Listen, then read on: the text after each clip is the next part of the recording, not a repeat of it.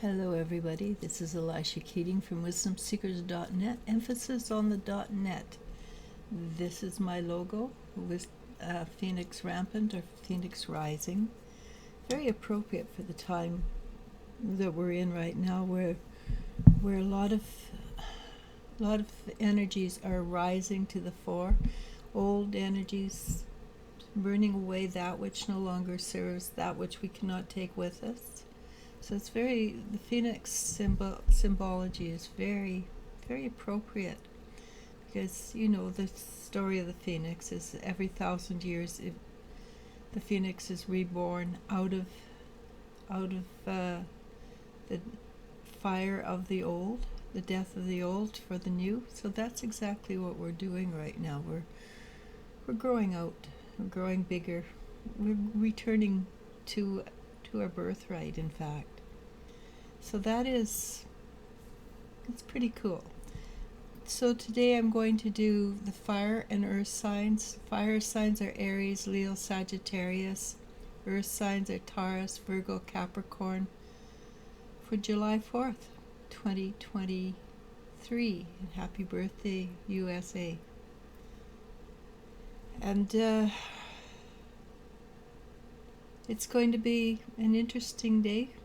Usually it is a very interesting day on holidays. For families it's very difficult, but this one's going to be a little bit different, I think. And that there may be the emotional stress of being in a situation intimate with their family, with alcohol. But there might be a lot of healing that goes along, and that's the important part. Because the first card is the Death card.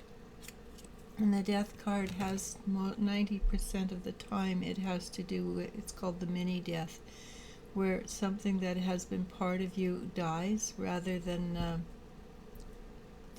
physical death. So we're going to go with a mini death with this one, which is going to, of course, many deaths, because of the style of death it is very difficult to deal with. So when we deal with that, it's emotional trauma, it's ragged, the energy hurts. But the next card is the Six of Swords, which is soon you're going to be where you need to be, where you want to be. It's a coming home. So when you're releasing the energy now, and the people I've been working with have been releasing the nitty-gritty, the deep stuff that's really hard to pull out. And so you're reaching the core wounds. And so once the core wounds are done, we have the Six of Pentacles. Yes, of course, it's Pentacles. And that is bringing yourself together, allowing your whole being to be one being. And when you allow yourself to be one being, then you can accept that other people are there, and you can accept them for who and what they are. And that's accepting them for who and what they are is extremely validating for yourself. Because when you love who you are, it's not difficult to love other people for what and who they are. And it changes the I need to be better than the Joneses energy. So it takes us to a place of mature happiness. Ten of Cups. The Ten of Cups is happiness is again a sine wave. It's up, it's down, it's up, it's down. But it is not like hyper up and hyper down. It's just comfortable. And that is a far easier place to be than anywhere else. Where will it bring us? Well, this is really important. There's two very important things, actually. It'll flashcard. The Lovers. It will bring us to being able to love one another. And I've been doing this for over 50 plus years. Honestly, it takes us to a place where we can trust the fact that we are allowed to be loved. We're allowed to have the joy and happiness in our life. So many people, and unfortunately it's usually men, not women, who are presented with a woman's love that's real, it's powerful, and they cannot deal with it. They run from it. And I've seen it over and over again. Women that love these men, and they're afraid of it. They run. This will change. You are going to be able to accept being loved for who you are and what you are, and love back in the same way. It's a love of equals. It's not a love of dominance. All right. So then the Empress. That's the second part of it. When you allow yourself to love fully, completely, then you bring in the Empress. And the Empress, without her Emperor, is not as powerful. And the Emperor without his Empress is not the quintessential male. So this brings in the quintessential energy. And the mother, of course, is abundance. The fecundity, the dealing with the subconscious, which you will have done anyhow. All these things will bring you to a place of power, and it is a place of power, by the way. And that's another thing that people fear, is when they have power, they are afraid of abuse. You've done the abuse, you're not going to do it again. And that's part of the reason you're afraid to love, because when you love, it pulls out the most powerful part of you. And when you are powerful, and it brings out the happiness. And when you are happy, again, it brings out the power.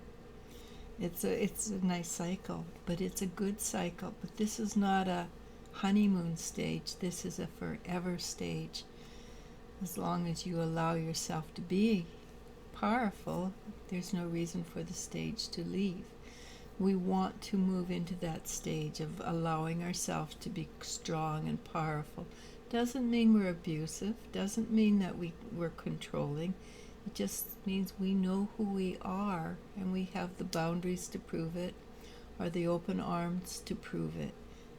They're not exclusive. Having boundaries and having an open heart, they're totally inclusive, actually. And this will bring in a world, and not tomorrow. It takes time. I would love that you could happen just now and it's done and won, but it's not. It will take time. You have to grow into it. There'll be a few people that do it, and a few more people that do it, and older people who can't do it will die, or the people who've been trained with genetics for 20,000 years will lose their power, or will join us. So it is tomorrow. It is again about loving and being equal partners. I don't care if the equal partners are the same sex or not, because the one will have a stronger positive and the other will have a stronger negative. It is what it is, and who you love, it is better that you love, period. So again, I have got this is the King and Queen of Swords. They've come up, and that together they are obviously a very powerful duo. But live with it, go with it, enjoy it. It takes us to a place of magic, which again, when you're in love, you feel that life is magical. So yes, go for it, enjoy it. It is a powerful place to be. You have, of course, more than enough help. You have help from the other side. We have been trying for centuries to bring ourselves to this level. We're doing it. Enjoy it. Take your birthright. Know that you have a lot of support on the other side. Free will universe, please remember to ask for support. Ask your angels, your guides, your ancestors, and they will transmute the energy for you. All right? So big, you know the cycle is ending, and this is 104-year-old, 1,000-year-old cycle. It's ending a 52,000-year cycle that's ending, and a 25-year thousand cycle that's ending. Know that you have. This is what we have worked for. This is what we want, and we are simply bringing it home. Be confident and sure. Know what you want. All right. It's a good day. And happy birthday, USA. Namaste. Namasko. I love you and you I do love. Bye.